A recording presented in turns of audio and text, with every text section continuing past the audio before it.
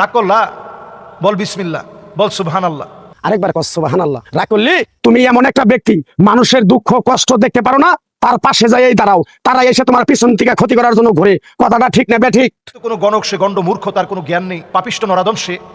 তার এই কথা ভাইরাল হওয়ার পরে এখন কেন আমাদের সবার বলতে হবে রাগ করলা? কিছুদিন যাবত আমরা দেখতেছি ফেসবুকে কিংবা ইউটিউবের মধ্যে একটা জনপ্রিয় ভিডিও, সেটা ভিডিও হলো রাগ করলা।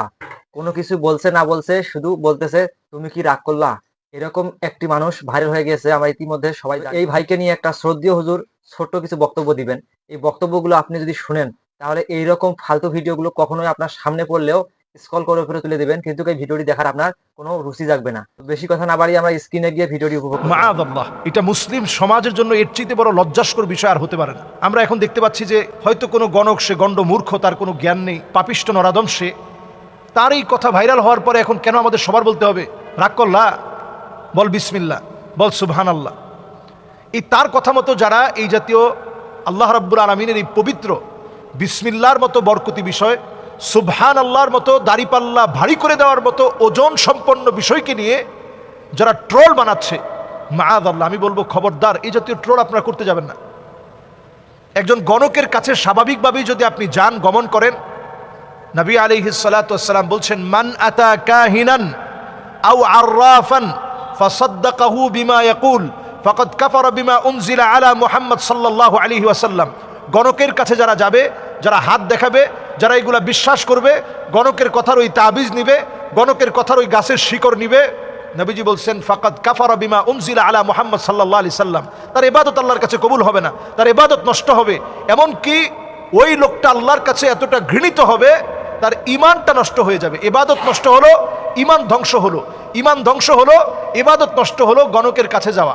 তো আমাদের দেশে দেখা যায় গণকরা অনেক দিন ধরেই এগুলো করে তেমন একটা তারা ভালো সুবিধা করতে পারছিল না। হঠাৎ করে তারা এই বিষয়টা কেমন করে অনলাইনে নিয়ে আসলো। আমরা দেখতে পাচ্ছি যেই ব্যবসাটাই ডাউন হয়ে যায়, ওইটা অনলাইনে নিয়ে আসলে হঠাৎ করে ওইটা আবার খুব ভালো মানুষের মনে সাড়া জাগে। এখন সাড়া জাগতে জাগতে এখন এমন অবস্থা হয়ে গেছে, গণক এখন রাস্তাঘাটে অহরহ বলে বেড়ায়, রাগ করলি সুবহানাল্লাহ বল, বিসমিল্লাহ বল। কথাটা ভালো লাগলো না খারাপ লাগলো? আপনি চিন্তা করেন, বিসমিল্লাহকে কেউ যদি বলে বসে যে বিসমিল্লাহ ভালো লাগে নাই, সুবহানাল্লাহ ভালো লাগে নাই, তৎক্ষণাৎ ওই লোকটা কাফের হয়ে যাবে। যে লোকটা বিসমিল্লাহকে ভালো লাগবে না এটা বলার সঙ্গে সঙ্গে কাফের হয়ে যাবে। তাহলে সে যে কথা বলতেছে, মানুষের ইমান হরণের জন্য এক একটা কথা যথেষ্ট।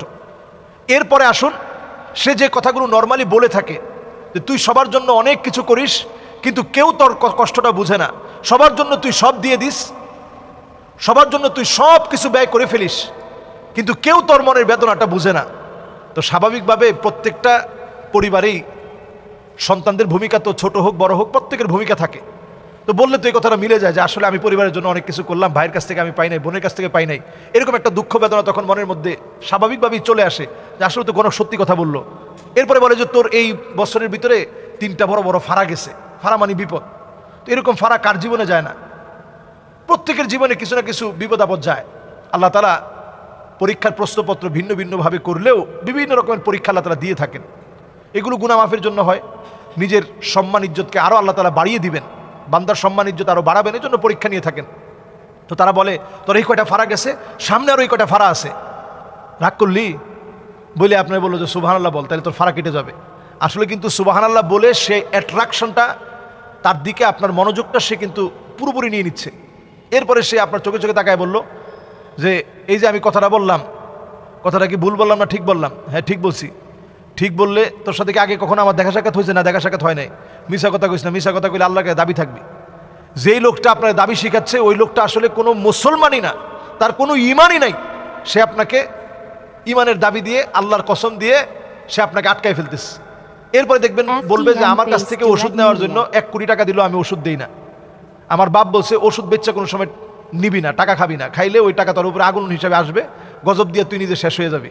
তা টাকা নিচ্ছি কিসের জন্য? টাকা নিচ্ছি পেটের জন্য। ওই মানে ঘুরায় পেঁচায় সে আপনার কাছে একটা গাছের শিকড় অথবা একটা গাছের পাতা একেবারে ভুং বাং দিয়ে আপনার কাছে বিক্রি করে চলে গেল। আপনি মনে করলেন যে আপনার ভাগ্য পরিবর্তন হয়ে যাবে। কোথাও কোথাও একটা পাথর বিক্রি করে দিয়ে গেল, আপনি মনে করলেন এই পাথর আমার ভাগ্য পরিবর্তন করে দিবে। টোটাল এই বিষয়টা সম্পূর্ণরূপে শিরক, এগুলো ইমান বিধ্বংসী বিষয়। এজন্য আমরা এগুলো নিয়ে ট্রল করব না, এদের কাছে যাওয়ার প্রশ্নই আসে না। যত রকমের আংটি হোক, এই যে আমরা আংটি পরেছি, এই আংটিটা হচ্ছে শুধুমাত্র এই আংটিটা শুধু না, অন্যান্য যত আংটি আমরা পরবো, এটা শুধুমাত্র একটা বৈধ ফ্যাশন, যে ফ্যাশনটা ইসলাম আপনাকে বৈধতা দিয়েছে, আপনি করতে পারবেন।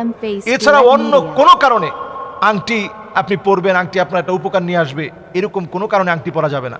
আকিক পাথর, এই আকিক পাথরটা নবীজি সাল্লাল্লাহু আলাইহি ওয়াসাল্লাম ব্যবহার করেছেন, পড়েছেন, আপনি সেই হিসাবে পড়তে পারেন। এর বেশি কোনো কিছু মনে করার কোনো সুযোগ ইসলামে নেই। কোনো গণকের কাছে যাওয়া যাবে না, টিয়া পাখির কথা বিশ্বাস করা যাবে না। এখন দেখবেন এই গণকরা সব কিছু অনলাইনে নিয়ে আসছে।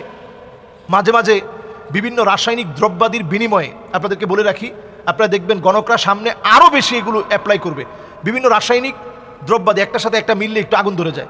কিছু আছে এমন যেটা আপনি খালি চোখে হয়তো দেখতে পাচ্ছেন না, পানির মধ্যে দেওয়ার সঙ্গে সঙ্গে আগুন ধরে যাবে। তো আপনি আপনার চোখের সামনে একজনের কাছে গেছেন, সে আপনার আগেই সেট দিয়ে রাখলো, যদি তোমার সাথে জিন থাকে, কেউ কালো জাদু করে থাকে, তাহলে পানির মধ্যে আমি ফু দেওয়ার সঙ্গে সঙ্গে আগুন ধরে যাবে। আসলে সে আগে থেকে ওইটা সেট করে রাখছে। ফুয়ের সঙ্গে সঙ্গে সে হাত থেকে আস্তে টোকা মেরে গ্লাসের মধ্যে দিয়ে দিল, এরকম ফুটা নিল এইভাবে, এরকম আঙ্গুল থেকে আস্তে করে ফেলে দিল। পড়ার সঙ্গে সঙ্গে একটা বিস্ফোরণের মতো হঠাৎ করে ঠাস ঠাস করে একটু আগুন বের হলো। আগুন বের হওয়ার সঙ্গে সঙ্গে আপনি মনে করবেন যে সুবহানাল্লাহ, এত বড় বুজুর্গ আল্লাহর ওলি, এরকম ফু দেওয়ার সঙ্গে সঙ্গে পানির মধ্যে আগুন ধরে গেছে। আসলে তো এটা রাসায়নিক বিক্রিয়া হয়েছে।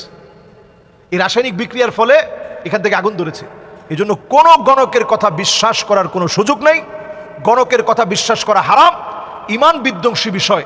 এদের কাছে গেলে আপনি কোরআনকে অস্বীকার করলেন, আপনার নামাজ, রোজা, হজ, জাকাত কবুল হবে না, নষ্ট হবে এদের কাছে যাওয়ার কারণে। আল্লাহ তাআলা আমাদেরকে বোঝার তৌফিক দান করুক।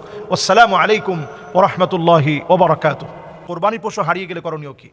কোরবানির পশু যদি ভাই হারিয়ে যায়, তাহলে আপনাকে কোরবানি দিতে হবে। আল্লাহ তাআলা যদি আপনাকে সামর্থ্যবান বানান, আপনি অবশ্যই কোরবানির পশু হারিয়ে গেলে আবার কোরবানির পশু কিনবেন, কোরবানি দিবেন। তবে সমান টাকার হতে হবে না, একই টাকার হওয়া লাগবে না। ধরুন আপনি কোরবানি দিয়েছেন, আগের পশুটা আপনি কিনছিলেন 2 লাখ টাকা, এখন কি 2 লাখ টাকা দিয়ে কিনতে হবে না, বরং আপনি আপনার সাধ্য মতো যতটুকু পারেন সামর্থ্য অনুযায়ী দিবেন। এখন কোরবানি যদি আপনি না দেন, তাহলে নবীজি সাল্লাল্লাহু আলাইহি সাল্লাম খুবই ভয়ঙ্করভাবে তাদেরকে ভৎসনা করেছেন, এবং নবীজি বলেছেন যে যাকে আল্লাহ তাআলা টাকা দিয়েছেন, অর্থ দিয়েছেন, ফালাম ইউদাহি, কিন্তু সে কোরবানি করে নাই, ফালা ইয়াকরাবান্না মুসাল্লানা, সে যেন আমাদের মুসল্লায় না আসে। কেমন যেন নবীজি বলতে চাচ্ছেন যে ওই লোকটার নামাজের দরকার কি, যে কোরবানি করে নাই সে নামাজ পড়বে কি? এজন্য আমরা কোরবানি, যাদের তৌফিক আছে হারিয়ে গেলেও কোরবানি করতে হবে।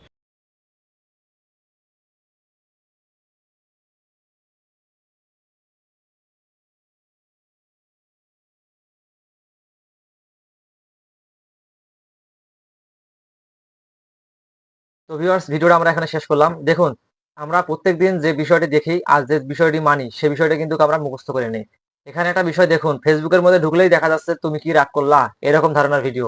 আর এই কথাটা কি আপনি মুখস্থ করে ফেলছেন? আর মুখস্থ যদি করে ফেলেন, এই কথাটা ভুলে যাবেন। যে সময় ওই কথাটা বলবেন, সে সময় বিসমিল্লাহ, আলহামদুলিল্লাহ, সুবহানাল্লাহ এইসব ধারণার কথা বলেন, তাহলে আপনার সব হবে। আর এরকম ফালতু বাজে কথা বললে কিন্তু আপনার সব হওয়া কিসের কি, উল্টো পাপ হবে। তো এই বিষয়গুলো থেকে আপনারা এড়িয়ে থাকবেন। ভালো থাকবেন, সুস্থ থাকবেন। দেখা হবে বরাবরের মতো পরবর্তী ভিডিওতে। আপনাদের শরীরের সুস্থতা কামনা করে বিদায় নিচ্ছি আমি, মোহাম্মদ জাকিরুল ইসলাম।